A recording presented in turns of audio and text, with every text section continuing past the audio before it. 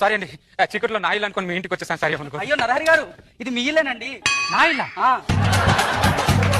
మరి మీరేంటి ఇక్కడ? మా ఆయన కంపెనీ పని మీద బెంగళూరు వెళ్ళాడండి. 2 రోజులు రాడు. నాకు రాత్రిపూట మా ఇంట్లో పడుకోవాలంటే భయం వేస్తుంది. అందుకే అక్క దగ్గర పడుకుంటాకి వచ్చాను. Okay okay okay. ఆ బ్యాగ్ ఇక్కడ ఇవ్వండి. ఏమన్నారు? ఆ బ్యాగ్ ఇక్కడ ఇవ్వండి.